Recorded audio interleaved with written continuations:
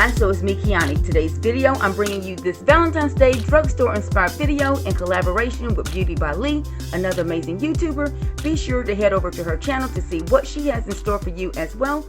But for now, let's jump right into how I created this look. First, we're actually going to start with my LA Girl Pro Concealer in the shade Orange. This is going to cancel out all the darkness around my eye area. I want to be sure to make sure that that darkness does not reflect back out. Make sure we have a very seamless look all day long. Next, I'm actually going to use my LA Girl Pro Concealer in the shade Yellow because this will actually be able to reflect off the orange and therefore create more of a brightening effect. Using a damp beauty blender, I'm actually going to tap all of this out to reflect beautiful skin and therefore be a beautiful canvas to start my foundation with. Grabbing two of my favorite foundations, I'm grabbing my L'Oreal Infallible foundation as well as my Fit Me foundation, blending both of those together and therefore setting it directly on my face, tapping it out with the damp beauty blender as well. Blend, blend, blend, creating a beautiful even canvas. Next, I'm actually going to grab a darker shade of foundation, using this to actually create contours on my face, therefore putting back the definition that the foundation will tend to flatten out. Anywhere that you actually want to create a little bit more dimension, temples or the forehead, around the area of the nose, tap it out again with a damp beauty blender. Next, I need to set all of this magic using my Airspun translucent powder. Definitely going to set underneath the eye area, therefore I don't have any creasing. Remember that concealer is there. It will tend to move on you if you do not set it. Going to move into more of a baking technique to give my cheeks a little bit of a lift, and going to leave this powder right here until this look is almost complete. Grabbing two of my favorite brow pencils by NYX, going to create a little bit more enhancement on my eyebrows, not really changing the shape of them, just enhancing them. Going to allow my hairs to be the center and creating the structure framing my face. Using short brush strokes, again switching pencils, grabbing a little bit of my CoverGirl brow pencil, going to blend all of that in together, and there you have a fuller brow. Going back in with that LA Girl Pro Concealer, going to actually apply a little bit more of that on top of my eyelid. Using a little bit of concealer tends to allow your eyeshadow to stay on top of the surface all day long and make any colors that you apply a little bit more pigmented. Next, I'm going to grab my Maybelline Toast Flat Brown eyeshadow. I'm going to put that right there in the crease of my eye, creating a beautiful transition. And grabbing another one of my favorite eyeshadow palettes. This is the Petal Pusher by Wet n Wild. Going to sandwich in my eyelid, applying the darker shades on the inner V and exterior V. This actually will allow my eyelid to remain very open. Whatever shades you put down, remember to blend it out before you actually go back in and intensify any shade. Going back in with that Petal Pusher, I'm really going to redefine this exterior V and the inner V, therefore throwing arrows directly into the eyelid, which as you can tell right now have been remained blank. Going to go into my Photo Art eyeshadow, which has shimmers in it. Going to apply a little bit of the liquid eyeshadow on my eyelid right in that center. Now you can actually see why that area was remained vacant. And now we're going to start the fun, creating a little bit of the glitter reflection that looks like beautiful kisses that are given off during Valentine's Day.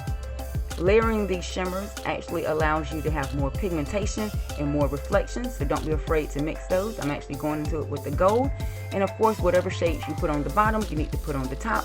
This is called a wrapping technique, and it really does enhance the smoky eye look.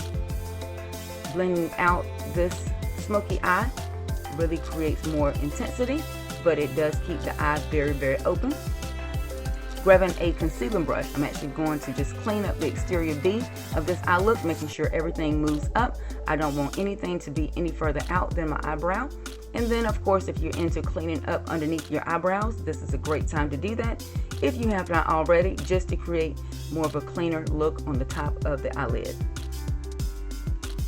Definitely want to reapply a little bit of that glitter on the bottom lash line, starting with the pink, and then I'm going to put the lightest shade on top, which is the gold.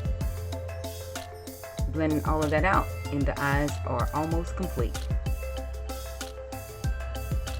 I'm actually going to use a little bit of a pencil eyeliner. This is a black. You can actually use this, but if you were satisfied with the look prior to this, then you didn't have to.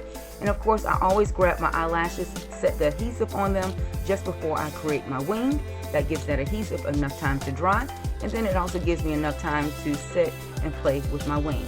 As I start, I actually mark both eyes before I create the wing. Therefore, once the wing is complete, you can actually tell that they should be balanced because that's how you started them.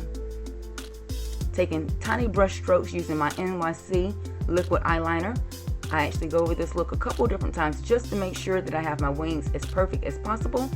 Very, very important if you're creating a wing, take your time. It does take me a longer time to create the wing than the video could ever show, but as long as they both look perfect once it's done, who cares how long it took.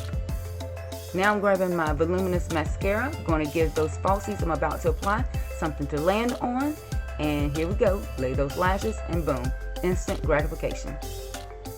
Next, I'm actually going to remove all of this translucent powder, just using a little bit more translucent powder to make sure if there was any fallout or messiness that I clean that up before I set this look. But now, we're not done. I'm actually going to go back in with my CoverGirl Lasting Matte Powder, because if I leave this translucent powder where it was, it's going to actually look pretty crazy, and if you're taking flash photography, you will actually get flashback. This is going to warm that powder up, and remember, powder does attract powder, so therefore it's going to hold all night long. Next, grabbing my NYX contour palette, I'm actually just going to create a little bit heavier of a contour just to make sure that those cheeks are nice and lifted just before I place my favorite blush on top of them. This is a great e.l.f. palette. You can actually make whatever hue of pink that a girl would like. Going a little warmer, going a little cooler. Now I'm just going to set all of this magic with my e.l.f. setting spray. I like to spray a good amount of this just to make sure my face is actually damp, which really allows my bronzer to reflect beautifully. Next, I'm going to line my lips just before I actually get ready to use one of my favorite lip glosses. I'm going to layer a little bit of a lip gloss just before I use a lip stain. And there you have the finalized look. I'm hoping you guys enjoyed this video. Remember to give it 2 thumbs up. Remember to also head on over to BeautyByLee's channel if you haven't already to see what she has in store for you guys as well. If you have not subscribed to my channel, make sure that you do that as well. Therefore, you will never miss another upload. I'm hoping you guys, again, will give this video 2 thumbs up, like, subscribe, and share. And until next time, guys, thanks so much for watching. Hugs and kisses. Bye.